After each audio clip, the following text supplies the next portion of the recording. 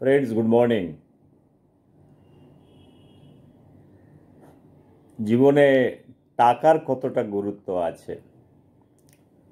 তো রামকৃষ্ণ বলে গিয়েছিল, টাকা মাটি, মাটি টাকা।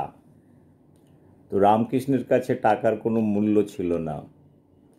তো রামকৃষ্ণ মেটেরিয়ালিস্টিক ওয়ার্ল্ডের সাথে যুক্ত ছিল না। এই স্পিরিচুয়াল পয়েন্ট অফ ভিউতে বলেছিল টাকা মাটি, মাটি টাকা। আরও একটা কথা বলে গিয়েছিল যে যত মত তত পথ। দেখো, রামকৃষ্ণকে আমরা যদি মনে করতে চাই, তার দুটো কথা দিয়ে রামকৃষ্ণকে কিন্তু খুব ভালো করে বোঝা যায় একমাত্র হচ্ছে যে এই দুটো দিয়ে আজকে পৃথিবীতে যারা রামকৃষ্ণ নিয়ে চর্চা করেন, আমি ট্র্যাডিশনালি রামকৃষ্ণের কি কাজ, কিভাবে বিবেকানন্দকে ইনফ্লুয়েন্স করেছিল, সেগুলো নিয়ে আমি যাচ্ছি না। আমার যেটা বক্তব্য, যে রামকৃষ্ণ থেকে বিবেকানন্দের, যে রামকৃষ্ণের ফিলোসফি বিবেকানন্দের মধ্যে যেটা ট্রান্সফার হলো, সেখান থেকে সুভাষচন্দ্রের মধ্যে হলো, সেগুলোকে আমি ট্রান্সফরমেশনটাকে একটু সায়েন্টিফিক ওয়েতে দেখার চেষ্টা করছি। আমি তারও আগে একটু পেছনে চলে যাই। পেছনে গিয়ে ব্যাপারটাকে, যে আমাদের যে ভারতবর্ষের মধ্যে, স্পেশালি বাংলায়, মানুষের প্রতি যে টাকার প্রতি ইন্টারেস্ট নেই। আজকে যদিও টাকার প্রতি মানুষের ইন্টারেস্ট আছে, কিন্তু আর্নিং করার যে কৌশলগুলো আছে, আর্নিং করার যে মনোবৃত্তিগুলো আছে, সেই মনোবৃত্তিগুলোকে আমরা হারিয়ে ফেলেছি কিনা সেটা নিয়ে ভেবে দেখার দরকার আছে। আমরা আজকাল ওই কাটমানির কথা বলি, যে তুমি করো কাজ, তুমি যেভাবে করো আমাকে পার্সেন্টেজ দিয়ে দাও। So we are talking about the interest, মানে ইন্টারেস্টের জমিদার সিস্টেমে যেমন ছিল, জমিদাররা অনেক কিছু নিজেরা সঞ্চয় করে রাখতো, গরিবদেরকে যখন দরকার হতো লোন হিসেবে দিত, লোন হিসেবে পয়সাটা দিত। সো তারা ইউজ করতো, তার পরিবর্তে সোনাটা রেখে দিত। সো তুমি যদি রিপে করতে না পারো, সেটা তোমার হয়ে গেল। তারও আরও অনেক মেথোডোলজি ছিল, টর্চারিং মেথোডোলজি। তুমি যদি না পে করতে পারো বা করতে পারো, তার ইন্টারেস্ট, অ্যাকুমুলেটিভ ইন্টারেস্ট, এটা চক্রবৃদ্ধি যেগুলোকে বলে, চক্রবৃদ্ধি সুদ, এটা বাংলাতে খুব আছে। সুদের উপর সুদ চড়িয়ে তোমার সমস্ত কিছু তোমার নিয়ে নেওয়া হয়। তার আগে একজন আরও ছিলেন, তিনি কিন্তু খুব চালাক মানুষ ছিলেন। যেটা কথা আছে, টাকা লাগে দেবে গৌরী সেন। তো অনেকেই আমরা জানি না, এটা একটা প্রবাদ, বাংলাতে প্রবাদ হিসেবে আছে। এই গৌরী সেন কে ছিল? আমি কিছুটা প্লট নিয়ে আসার চেষ্টা করেছি। আমি রামকৃষ্ণ বিবেকানন্দের কথা বললাম, গৌরী সেন তারও অনেক আগে, যখন পর্তুগিজরা ভারতবর্ষে ছিল, তখন গৌরী সেন এসেছিল। তো বন্ধুরা, যেটুকু বলার আমি একটু বলার চেষ্টা করছি, সেটা হয়তো সবার ভালো লাগবে। গৌরী সেন কে ছিল?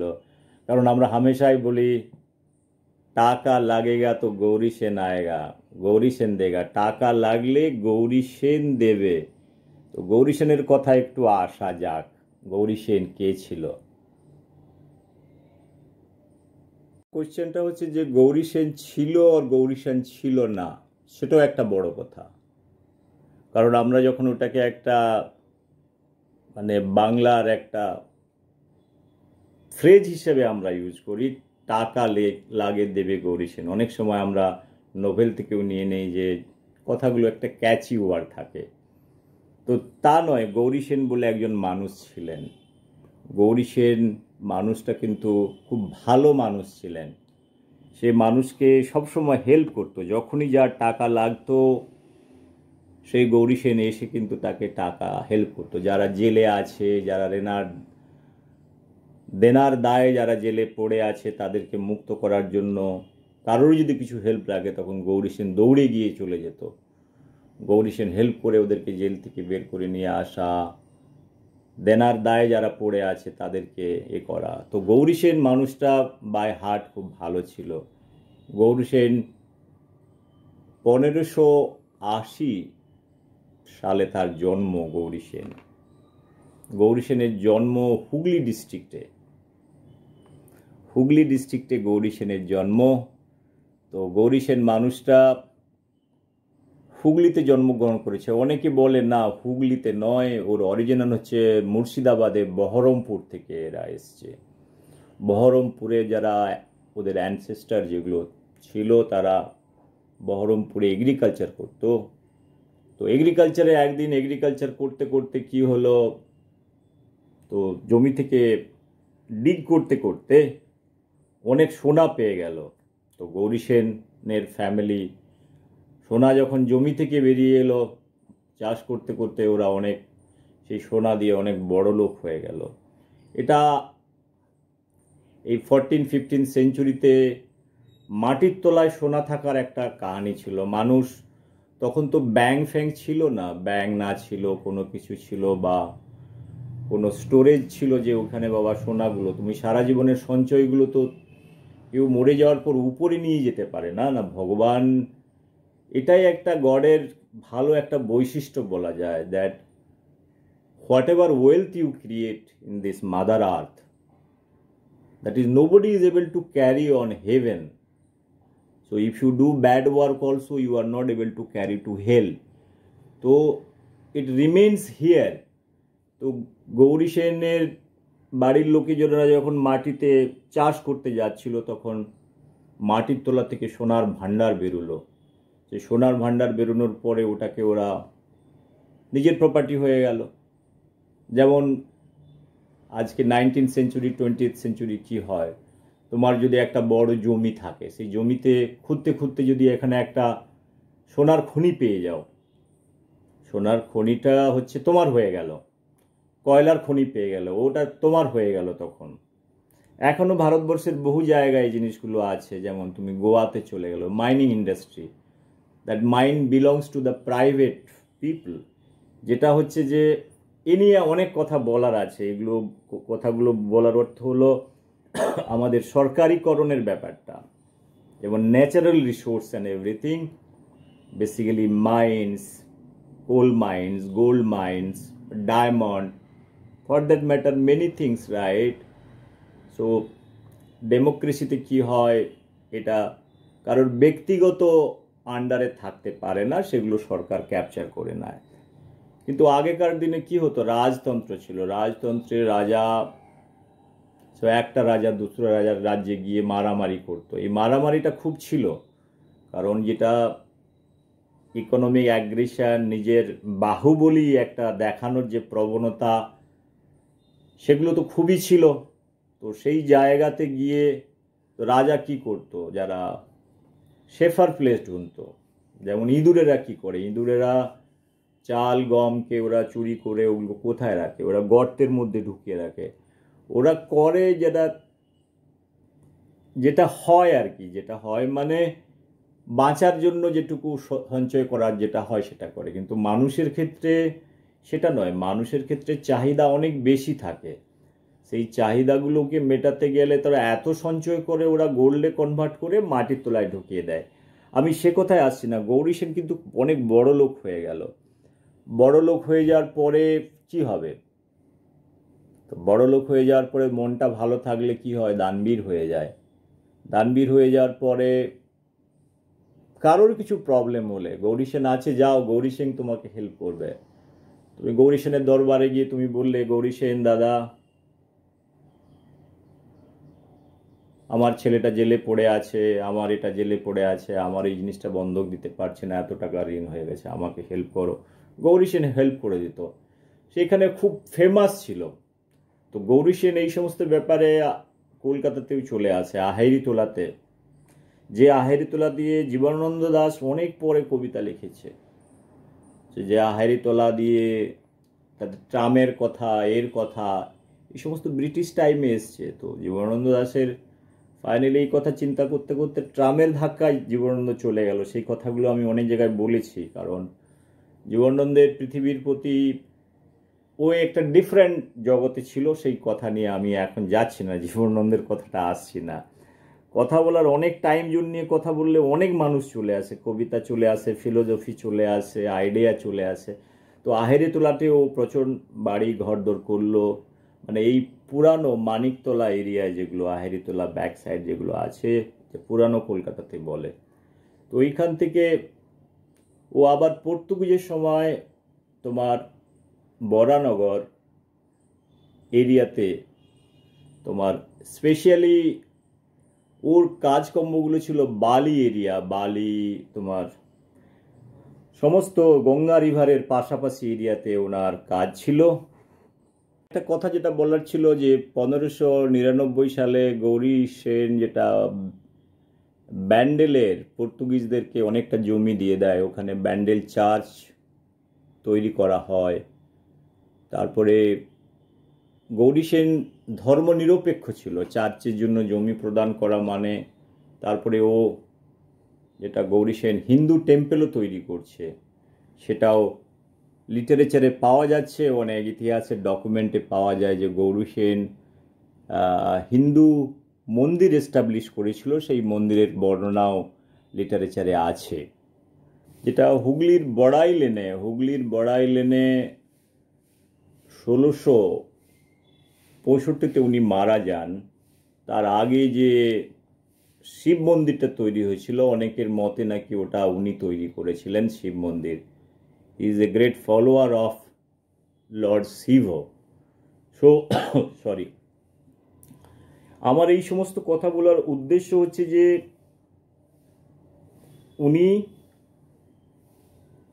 বিজনেস জিনিসটা কি জানতেন, যে বিজনেস জিনিসটা কিভাবে করা যায় সেটা জানতো। এবারে আমি যেটা আসছি, আমার স্বামী বিবেকানন্দ রামকৃষ্ণ নিয়ে যে এত কথা হয়, যে আজকে যদি এরা প্রেজেন্ট ডেতে যদি ধরো রামকৃষ্ণদেব বিবেকানন্দ প্রেজেন্ট ডেতে এইখানে কোনো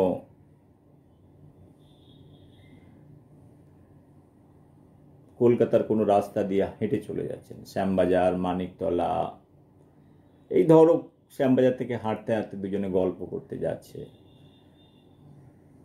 তো ওরা তো বলেছে টাকা মাটি, মাটি টাকা, পয়সা জিনিসটা কখনো রামকৃষ্ণ যে টাকা অবজেক্টটাকে অনেকটা হেট করত, যেন গঙ্গার বুকে কয়েন ছুঁড়ে যেটা হতো না, আজকালকার কয়েন তো এরকম আমাদের মতো খারাপ কয়েন ছিল না, ওগুলো ভালো ভালো কয়েন ছিল, রূপোর কয়েন ছিল, ও ছুঁড়ে ফেলে দিত, গঙ্গার জলে ছুঁড়ে ফেলে দিত।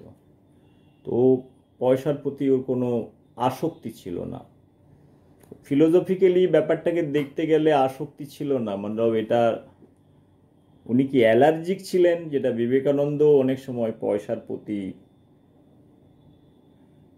তার নিস্পৃহতা যেটাকে বলে, ডিসপ্লেজারনেস কাইন্ড অফ জিনিসটা, সেই জিনিসটার মধ্য দিয়ে বিবেকানন্দের ফিলোসফিতে ওই জিনিসটা দেখা গিয়েছে। কিন্তু আজকের দিনে আমার মনে হয় যে একটা ওনারা যদি এই সমাজে বাঁচার চেষ্টা করতেন, আজকের দিনে যে ব্যাপারগুলো আছে সেখানে ওনারা কিভাবে বাঁচতেন, এগুলো নিয়ে বলতে গেলে একটা কথা আমার বলতে হয় যে ফাইনালি আমাদের মধ্যে যে সমাজ ব্যবস্থা আছে, যেটা এক্সচেঞ্জ প্রথাটা আছে, সেখান থেকে ডেফিনেটলি তোমাকে আর্ন করতে হবে। আর্ন কতটা করতে হবে হয়তো রামকৃষ্ণ বিবেকানন্দ সেটার কোয়ান্টিফাই করে যেতে পারেনি, আমার মনে হয় ওর মধ্যে একটা ইকুইলিব্রিয়ামে থাকার দরকার আছে। You need to earn. তো বিবেকানন্দ যখন আমেরিকা গিয়েছিল, সেই আমেরিকা যাওয়ার খরচাগুলো কারা উঠিয়েছিল?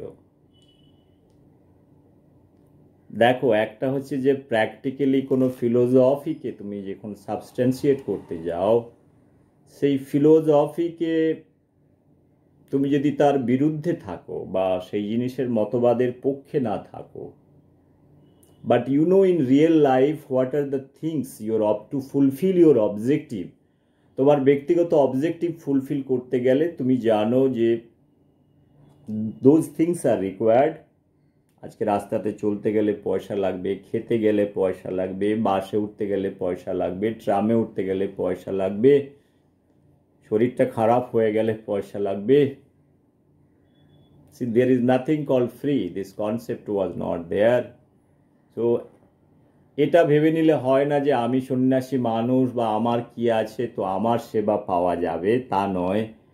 তুমি যখন একটা সমাজের ফিলোসফি বলছো, সমাজের দর্শনের কথা বলছো, সেই দর্শনের মধ্যে একটা জিনিস থাকা উচিত, there must be some defined limitation, যে এতদূর পর্যন্ত তোমার চাওয়া পাওয়ার একটা লিমিটেশন থাকা উচিত, যেগুলো বেসিক নিড সেগুলো উচিত। একেবারে ওই ম্যাটারটাতে সাইলেন্ট হয়ে যাওয়া আমার মনে হয় না এটা খুব একটা বুদ্ধিমানের কাজ। আমিও কেউ নয় যে রামকৃষ্ণ বা বিবেকানন্দের মতবাদের বিরুদ্ধে আমি বলতে চাইছি। I am a great follower, I am talking about the balancing out certain things. So anything extreme is not good, that is what I feel. That's why I am talking about the rational thinking process. Rationality is coming into the picture. Rational হওয়ার দরকার আছে, analytical হওয়ার দরকার আছে। Rational analytical হলেই ব্যাপারগুলো বোঝা যায়। আমি একটা মানুষ, আমাকে বাঁচতে গেলে আমি কত মানুষের কাছে হাত পাতবো যদি আমি কাজটা না করতে পারি, সেটাই একটু বলার, সেটুকু একটু ভেবে দেখার। দেখো, ফিলোসফি দিতে গেলে তো অনেক ফিলোসফি দেওয়া যায়, যে ফিলোসফির একটা এক্সট্রিম লেভেল থাকে। সেই এক্সট্রিম লেভেলের জন্য যেমন তোমার বুদ্ধিজম চলে গেছে, আমার কথা বলার উদ্দেশ্য হলো বুদ্ধিজম স্প্রেড করতে পারে না, এর মধ্যে অনেক স্ট্রিনজেন্ট রুলস আছে। তোমাকে রুলও নিয়ে আসতে হবে, little simplified, weather common people যেটাকে প্র্যাকটিস করতে পারে, সেটার মধ্যে দিয়ে যা বেশি কষ্ট না পাওয়া যায়। তো অনেক সময় বলে কষ্ট না করলে কেষ্ট মেলে না। কষ্ট সবাই করে, কষ্ট তো একটা গাধাও করে, একটা ঘোড়াও করে, একটা ইন্টেলিজেন্ট মানুষও করে, একটা ওয়ার্কারও করে। তো কষ্ট with intelligence is what is required. সবাই যদি কষ্ট করতো, সবাইকে যদি কেষ্ট মেলে যেত, হয়তো সবাই কষ্ট করে নিত।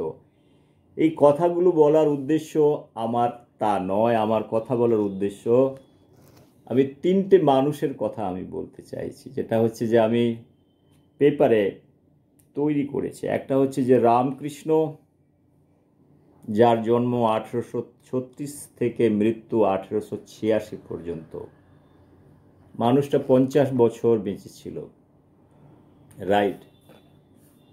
তারপরে আসছে বিবেকানন্দ। তো হি গট ওয়ান ফলোয়ার, অনেক ফলোয়ার পেয়েছে, যেটা আমি সে নিয়ে বলছি না, সেটা নিয়ে বলতে গেলে অনেক কথা বলা হবে, আমার ভিডিও বেড়ে যাবে। আমি চাইছি একটু ছোট ভিডিও করার জন্য। তো বিবেকানন্দ 1863, 1902 সাল, 39 ইয়ার্সের লাইফ, ভেরি শর্ট লাইফ। আরেকজন মানুষ যেটা ইউরোপে, এরা আমি ইন্ডিয়ান কনটেক্সটে বলছি, এরা স্পিরিচুয়াল লিডার হিসেবে আমি বলছি। স্পিরিচুয়ালিজমে আমি রামকৃষ্ণদেবের টাকা মাটি টাকার যে কথাগুলো বলতে চাইছি, যে পয়সার প্রতি আসক্তি থাকা উচিত নয়, সেই মতবাদ নিয়ে কথা। এদের যে ফিলোসফি ছিল, যেটা হিন্দুত্ববাদ ফিলোসফি, ব্রিটিশ ইন্ডিয়াকে মুক্ত করার জন্য হিন্দুত্ব ফিলোসফিকে কিভাবে রামকৃষ্ণ বিবেকানন্দের মধ্যে যে জিন, যেটাকে আমি, যেটা জিন নয় এনার্জি এখানে আমি বলতে পারি, সেই এনার্জিটাকে ট্রান্সমিট করেছিল বিবেকানন্দের মধ্যে। He became a true follower of Ramakrishna, যেটা ছোট ছোট কথাগুলোকে ট্রান্সলেট করে কিভাবে সমাজের মধ্যে, ভারতবর্ষের মধ্যে মানুষকে উদ্বুদ্ধ করেছিল, সেটা ভেবে দেখার কথা আছে। আরেকটা মানুষ যেটা হচ্ছে যে আমি যার কথা বলার চেষ্টা করছিলাম বারবার, ইউরোপে সমসাময়িক কালে আরেকটা মানুষ চলে এলো, কিন্তু ইউরোপ অনেক কালচার ছিল সেই সময়। 1833-তে যেটা এসছে আলফ্রেড নোবেল। আমি আলফ্রেড নোবেল নিয়ে অনেক কথা বলেছি। উনি বড় মাপের সায়েন্টিস্ট ছিলেন, ইনোভেটর ছিলেন, কেমিস্ট ছিলেন, অনেক কিছু ছিলেন।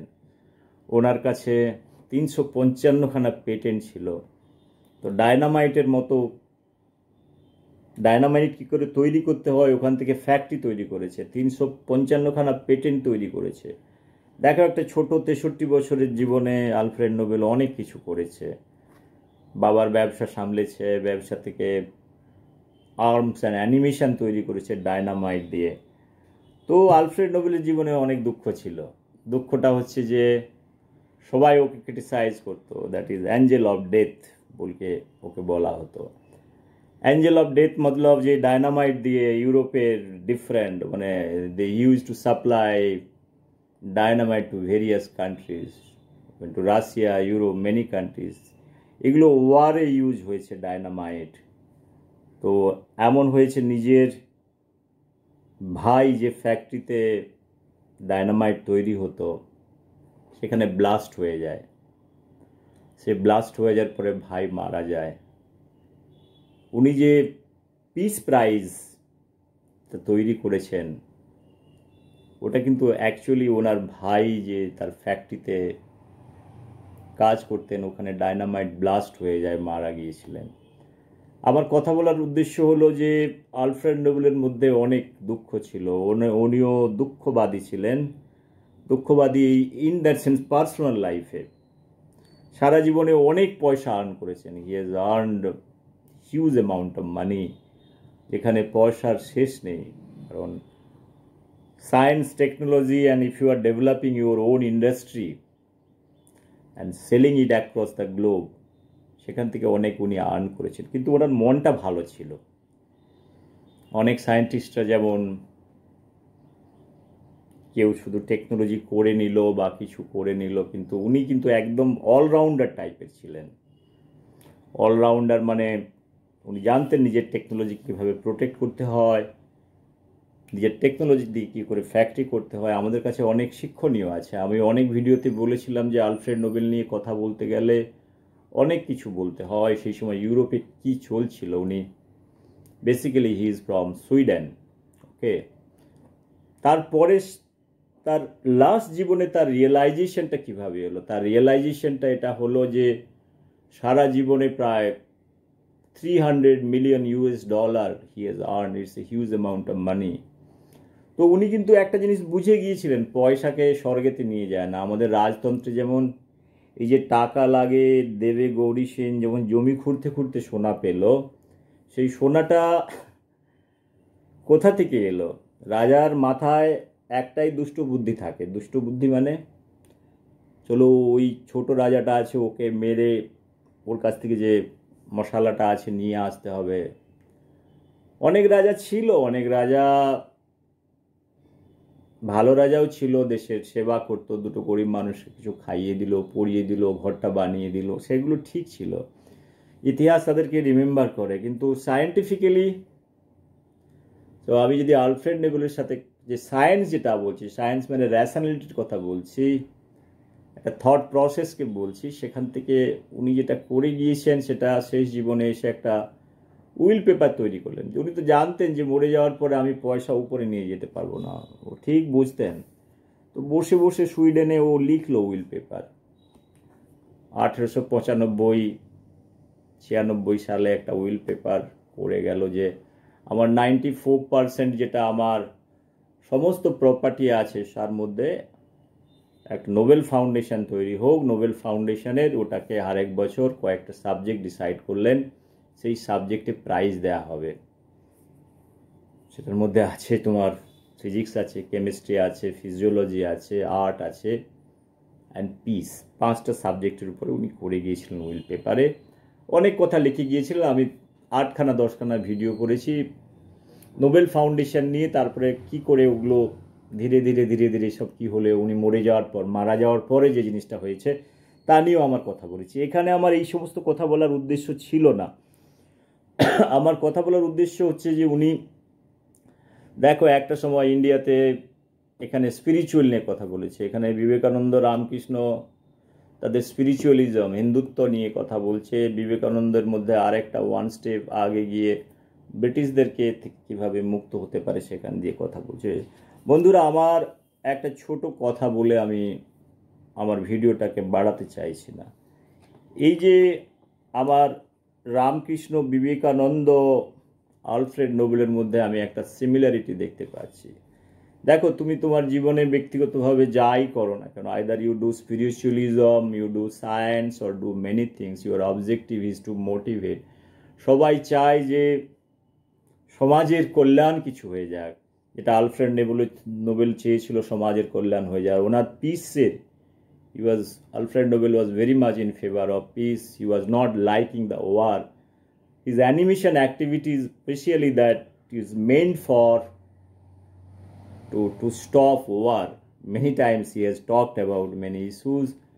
ওনার শেষ জীবনে যেটা আর্নিংটার কথা বলছি, উনি ব্যক্তিগতভাবে উনি চেয়েছিলেন যে ওনাকে কেউ ইনভেন্টার হিসেবে ওর যে অ্যাক্টিভিটিজ আছে কেউ না জানতে না পারে। তাই জন্য উনি সায়েন্স অ্যান্ড টেকনোলজির ক্ষেত্রে যে নোবেল ফাউন্ডেশন করে উনি চলে গেছেন, কারণ নিজের যে কর্ম, অনেকে যেটা ওনাকে বলা হতো Angel of deaths because of the dynamite, তো সেখান থেকে মানুষ ব্যক্তিগতভাবে দুঃখ পায়। দুঃখ পেয়ে উনি বলেছিলেন যে আমার নামটা যেন না ইতিহাসে, আমি কি করি আমার পাস্টটা যেন না, it is not that relevant. So what he has done, he has made the Nobel foundation. সেখান থেকে নতুন সায়েন্সের একটা দ্বারোদ্ঘাটন করা, সবাইকে এনকারেজ করা, প্রতি বছর একটা করে প্রাইজ দেওয়া একটা সাবজেক্টে। এটা হচ্ছে আলফ্রেড নোবেলের কাজ। এটা দেখতে গেলে ফিলোসফিক্যালি একটা আইডিয়া লেভেলের ট্রান্সফরমেশন নিজের ব্যক্তিগত ইন্ডিভিজুয়ালি উনি করে গিয়েছেন, সমাজের কারোর কাছ থেকে উনি কিছু নিয়ে যাননি। আমার ব্যক্তিগতভাবে আমি যেটা বলতে চেয়েছিলাম, যে এটা রামকৃষ্ণ বিবেকানন্দের কথা। আমরা রামকৃষ্ণ বিবেকানন্দের কথা বলতে গেলে একটা কথা বলি, যে আমি যদি একটা পুরো সেল ধরে নেই, সেলের মধ্যে তোমার অনেক কিছু থাকে। সেলের মধ্যে আমি তোমাকে একটা দেখাচ্ছি এখানে। আমি এটা বলতে চেয়েছিলাম Ramakrishna Vivekananda Alfred Nobel. Ramakrishna Vivekananda Alfred Nobel almost same time they have come, plus minus here and there. তো Ramakrishna is talking about taka, mati, mati, taka, joto, mot, toto, pot. Vivekananda is coming, tapping his idea. So it is tapping. Now if you think Ramakrishna is a cell, is a nucleus, consists of lot of DNA, right? Swami Vivekananda is a kind of a vector.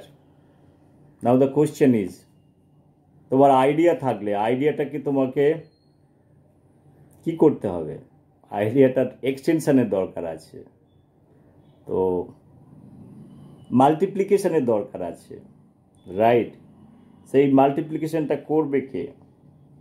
সেই মাল্টিপ্লিকেশনটা করবে এখানে, if I take Ramakrishna kind of a wisdom here of few ideas that has been translated by Vivekananda and his other followers. The most of the things was done by Vivekananda. Is a plasmid. So what he is taking? He is taking the DNA part of a nucleus, of a DNA part which is present in the nucleus, in the chromosome. You know, chromosome মধ্যে যে DNA গুলো থাকছে, সেই foreign good things, important things সেখান থেকে প্লাজমিডের মধ্যে, ওটাকে plasmid হচ্ছে যে সাইটোপ্লাজমে থাকছে, তোমার নিউক্লিয়াসের বাইরে প্লাজমিড আছে। It also carries DNA, that is any biology student can understand. Here Vivekananda is plasmid for me. He is carrying DNA of, not the physical DNA, the idea DNA. He is transmitting, inserting, multiplying. He is a vector. He is a vector. He is a carrier. That is what. So তুমি যখন একটা foreign DNA কে একটা হোস্টের মধ্যে ওটাকে দিয়ে দাও, ওটা multiply করে, then again it requires host. Now this plasmid cannot grow alone. You need also one host over here to grow. So a lot of bacteria has been decided nowadays in vaccine production, monoclonal antibody, so different molecule development অনেক কাজেতে এই সমস্ত use করা হয়। This is a simple technology. Let me make it very simple. It's a basically machine. Biotechnology or molecular biology or bioengineering যেগুলোর কথা বলি, machine, lathe machine, এটা বাংলায় পাতি বাংলায় বলে লেদ মেশিনে যেমন তোমার নাট বোল্ট তৈরি হয়, হুইল তৈরি হয়, তো ডিফারেন্ট ডাইমেনশনে তৈরি হয়, লোহা আখ্যা লোহা কেটে কেটে ওগুলোকে তৈরি হয়। Similar way I explain this thing, this is also a silent lathe machine. Lathe মেশিনে কি হয়, একটু আওয়াজ হয়, আওয়াজটা খটখট খটখট খটখট ঘটঘট ঘটঘট ঘটঘট আওয়াজ, যেগুলো অনেকের হয়তো পছন্দ হয় না, কিন্তু যেটা মাইক্রোবায়োলজি ওয়ার্ল্ডের ক্ষেত্রে হয়ে থাকে, যেটা knowledge idea, my purpose of telling all those things, so you can do science also without making noise. তো whatever small noise is happening the idea level, Swami Vivekananda, Ramakrishnadev, whatever things are happening, the idea, the wisdom I talked about many times, this is a big laboratory, এখানেও research হয়। তারপরের যে কাহানি আমি বলতে চাইছি, এখান থেকে তোমার প্লাজমিড তৈরি হয়ে গেল, প্লাজমিডের মধ্যে তোমার ফরেন এলিমেন্ট ইনসার্ট করা হলো, রামকৃষ্ণের জিনটাও চলে এলো, বিবেকানন্দ সেটা নিয়ে সারা পৃথিবীতে সেই মেসেজটা ক্যারি করলো, আরও অনেক মনের মধ্যে সেগুলো উদ্বুদ্ধ করলো। রামকৃষ্ণ বেলুর মঠ তৈরি করলো, তাদের মধ্যে একটা যে রামকৃষ্ণের যেটা ফিলোসফি, যেটাকে করার জন্য মঠ, বেদান্ত অনেক নিয়ে অনেক কাজ, সেটা সবাই জানে, চিকাগো থেকে শুরু করে ইংল্যান্ড থেকে শুরু করে অনেক জায়গায়। তো বিবেকানন্দের অনেক কাজ আছে, সারা জীবন এটাই করে গেছে, একটা গুরু ধরেছে। আমি সবাইকে যেটা বলেছিলাম, জীবনে যারা এমএসসি করছে, পিএইচডি করছে স্পেশালি, একটা ভালো গুরু ধরো, একটা ভালো গুরু নয় গরু ধরো না, কিন্তু গুরু ধরো। গরু ধরলে কি হবে, ওটা 5 মাস 6 মাস তোমাকে মিল্ক দেবে, তারপরে ওটা বুড়ো হয়ে গেলে ওটাকে মানুষ বেচে দেয়, মানুষকে ভুলে যায় সেগুলো। কিন্তু গরু ধরো না, গুরু ধরো, সারা জীবন তোমার সাথে থাকবে। তো Vivekananda has got the perfect গুরু, সেই গুরুকে মনে প্রাণে নাও। কারোর পিএইচডি গাইডকে, কাউকে তুমি যদি পিএইচডি গাইড মনে করো, কারোরই কথা বলছি, হায়ার রিসার্চের কথা বলছি, you have to have some philosophy. Where I am talking about guru means you have to hold certain philosophy, what you believe strongly, that person. I'm not talking about how good he is looking or how bad he is looking, the idea level I'm talking. If you feel certain ideas are good, you can also put your ideas the way Ramakrishna যে thought প্রসেসকে Vivekananda অনেকটা extend করেছে যেটাকে, সেটা দিয়ে যেটাকে, সেটা সবাই জানে। আজকে বিবেকানন্দ না থাকলে রামকৃষ্ণের কোনো অস্তিত্ব ছিল না, সেটা সবাই জানে। তো কিন্তু চেলা কিন্তু গুরুর প্রচারক হতে পারে তখন যখন যদি ভালোবাসা থাকে, তার আইডিয়া লেভেলটাকে ভালো বুঝতে পারে, সেটুকুই আমার বলার।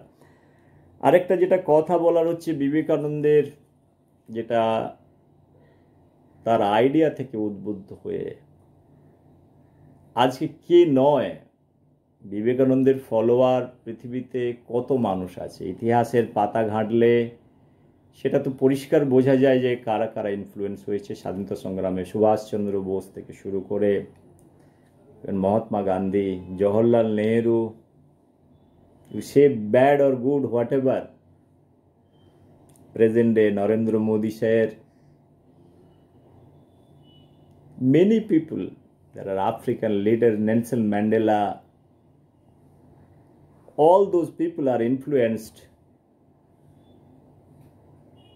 enlightened from Vivekananda, and they have openly declared they are the followers.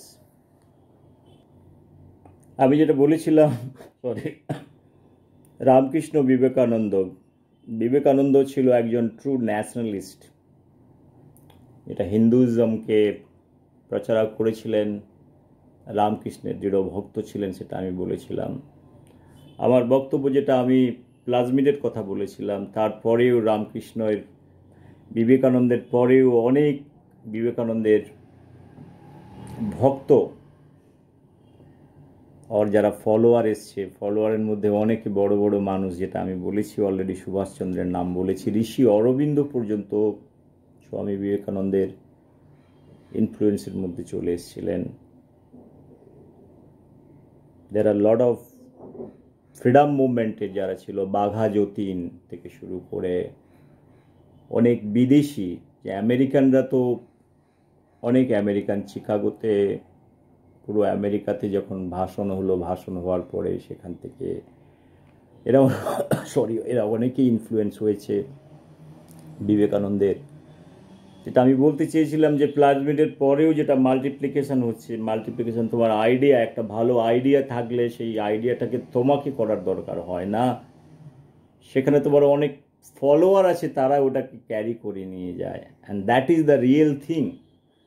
So first of all, this idea has to be good, it has to be unique, either it is in the field of science and technology or in the field of idea. Basically philosophical way ওটা দেখতে গেলে all আর same, সবাই কিন্তু একই জায়গায় এসে একই জিনিসে চলে আসে বলে আমার মনে হয়। সেই জন্য আজকের দিনে বিবেকানন্দের রেলিভেন্স আছে। ঠিক আছে, জেএনইউতে বা কিছু একাডেমিক ইনস্টিটিউটে বিবেকানন্দকে নিয়ে অনেক কিছু করে, তুমি অধম তাই বলিয়া আমি উত্তম হইব না কেন, এটাও তো হতে পারে। বোঝার মতো ক্ষমতা নেই, এদেরকে মাফ করে দাও। Leftist has never ever respected Swami Vivekananda, for that matter in Bengal or any other places, that is the part of history. But what I am trying to tell, because he is nationalist, there are many issues that is involved. The allergy towards nationalism of this so-called leftist are too much. So these are all ideological fight, probably one need to get into in a different zone. Probably there are many issues, so I am not getting into that part. Probably I have made so many videos on nationalism and internationalism. So in idea level, what should be your fundamental thing, so you get recognition, you are recognized by the society, তোমাকে সমাজ করবে, সেই সকল সমাজ, সেটা নিয়ে Vivekananda is Vivekananda. আমার কথা বলার উদ্দেশ্য নয়, যেটা বিবেকানন্দের ফল অনেক তোমার যেটা এও ছিল, ডিসাইপেলও ছিল বিবেকানন্দ, আমি বলেছি, তারপরেও অনেক ডিসাইপেলরা বিবেকানন্দের কাজ, বিবেকানন্দ তার ব্যক্তিগত জীবনে অনেক স্ট্রাগল করে গেছে, গরিবী থেকে শুরু করে অনেক কিছু। আমার কথা বলার উদ্দেশ্য ছিল টাকা, মাটি টাকা, আজকের দিনের এগুলোকে, আজকের সমাজে এসে দাঁড়িয়ে এগুলোকে ভাবা খুব মুশকিল। কেউ যদি টাকা মাটি টাকা বলে, ও মাটিতেই চলে যাবে, ওর নিজের বডি দাহ করার জন্য কিছু থাকবে না। সেগুলো বাস্তব কথা, সেই বাস্তব কথাগুলোকে মেনে নেওয়ার খুব দরকার আছে। ও ডিসাইপলের মধ্যে যেটা অশোকানন্দ, পরমানন্দ, অনেক বড় বড় মানুষ অনেক কথা বলে গেছেন। তারপরে সায়েন্স অ্যান্ড টেকনোলজির ক্ষেত্রে আমি যেটা বারবার বলতে চেয়েছিলাম, যেটা বিবেকানন্দের যেটা ইনফ্লুয়েন্সার, যারা ইনফ্লুয়েন্স করেছে, Jamshedji Tata, Jagadish Chandra Bose, Satyen Bose, all those great scientists, they are also influenced. So এরা যে এক একটা পার্সোনালিটি, সেগুলো ওই সময়ে 19th সেঞ্চুরির মধ্যে যে পার্সোনালিটিগুলো এদের কাছ থেকে বিবেকানন্দের মধ্যে ইনফ্লুয়েন্স হওয়া, মানে এগুলো অনেক বড় ব্যাপার। তো এইটাই আমার কথা ছিল, যে আলফ্রেড নোবেলের ব্যক্তিগত জীবন, রামকৃষ্ণের ব্যক্তিগত জীবন আর বিবেকানন্দের ব্যক্তিগত জীবন, এরা ডিফারেন্ট জায়গা থেকে আসে, বাট ফিলোসফিক্যালি যদি দেখা যায় একটা কমন প্ল্যাটফর্ম আমি দেখতে পাই, সেটাই আমার ব্যক্তিগতভাবে বলার। তো আজকের সমাজে দাঁড়িয়ে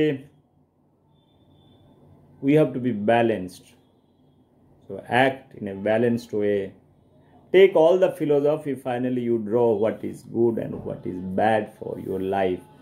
তোমার ব্যক্তিগত জীবনে কোন দর্শনটাকে ভালো লাগে সেটা নেওয়ার চেষ্টা করাই হচ্ছে বুদ্ধিমানের কাজ বলে আমার মনে হয়। আমি এই কথা বলে আমার কথা শেষ করছি। Thank you very much for giving me opportunity to speak little bit on these issues. I am not expert. I'm so sorry if I have done some mistake. So all the best. Take care. Bye bye.